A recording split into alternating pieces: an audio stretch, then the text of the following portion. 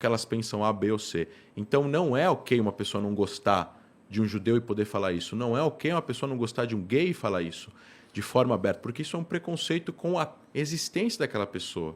E ela não vai mudar aquilo. Ela nasceu assim, ela é assim, ela vai morrer assim. E isso não é ok. Debater ideias de como construir uma sociedade mais justa, mais rica, falar de economia é uma coisa. Preconceito com pessoas pela sua existência, seja ela como for, não é ok, na minha opinião. O nazismo, ele acende influenciando pessoas também. Ele não acende em armas, não é? Exato.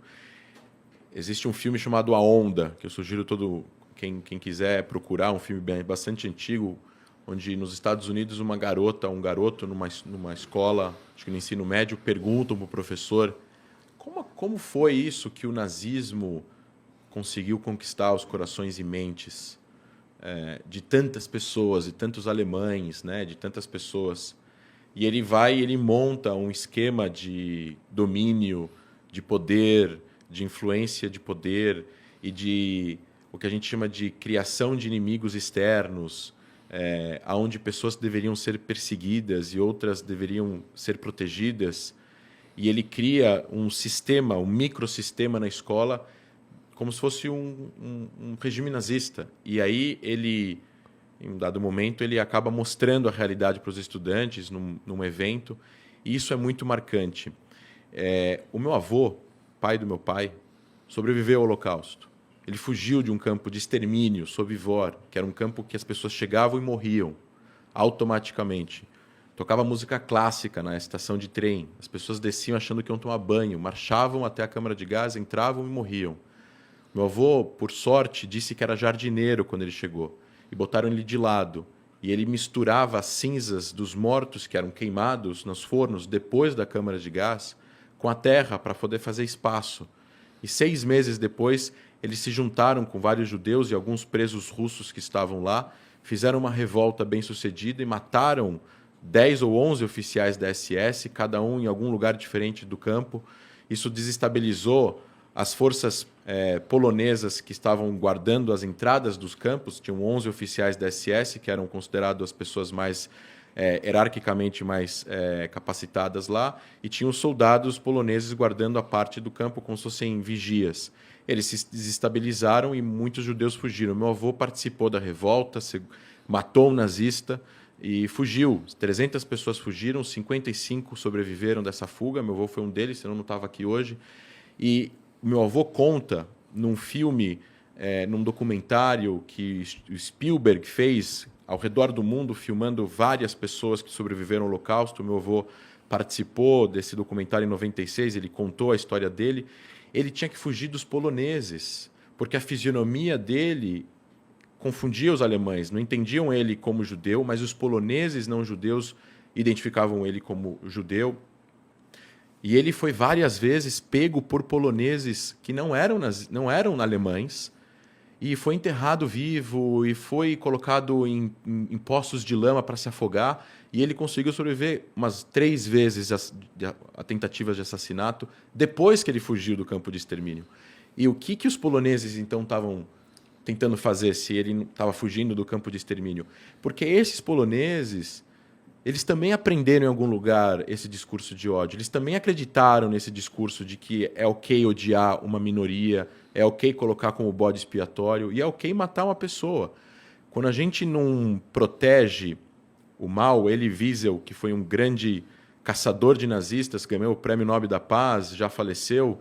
Ele tinha um instituto que educava sobre o Holocausto e perseguia e tentava identificar nazistas que conseguiram escapar à justiça após a Segunda Guerra. Ele dizia que para o mal vencer, o bem não precisa fazer nada. E Einstein também falava algo parecido com isso. Então eu acho que é muito importante as pessoas entenderem. Eu acho que os seguidores do Flow, como o maior podcast do Brasil, precisam entender. A gente precisa estudar essas questões.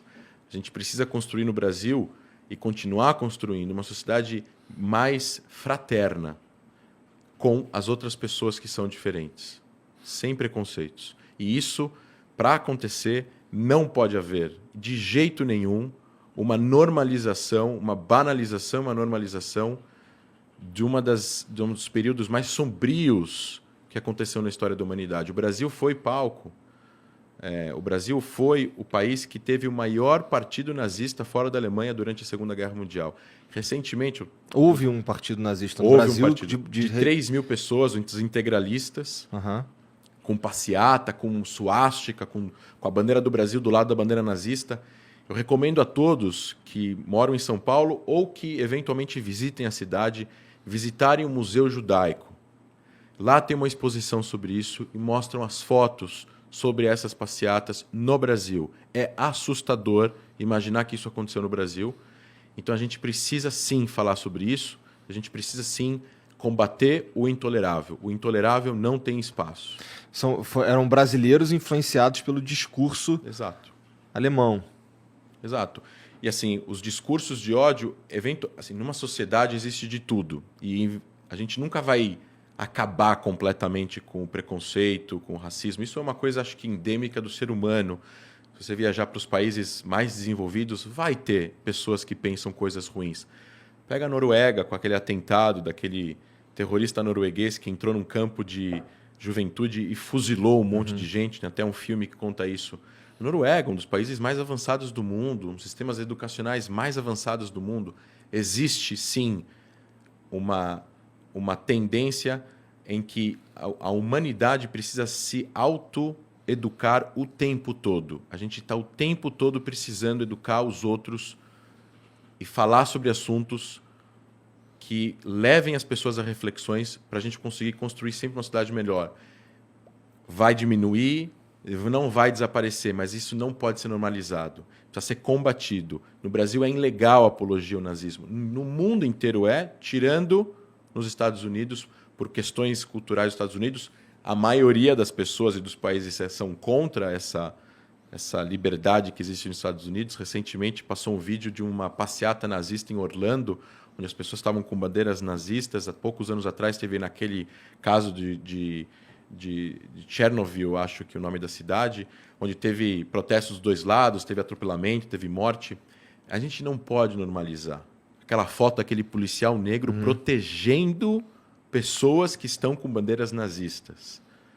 Que se pudessem chegar ao poder, eles com certeza matariam ou com certeza perseguiriam aquele mesmo policial que estava protegendo a vida deles, para eles poderem gozar da sua pseudo-liberdade de protestar ou de falar o que eles tinham lá para falar. E isso é uma coisa que eu acho que a sociedade precisa entender. Tem discursos, tem maneiras, tem ideias que elas são tão perigosas para a própria sociedade que elas precisam ser combatidas no início, no começo, na educação primária, na educação do ensino médio, no sistema jurídico, na política, na mídia, na academia, em todos os lugares, porque a gente não pode normalizar. Porque se a gente normaliza, a gente tende a repetir isso. Não quando a gente, talvez não nós, mas futuras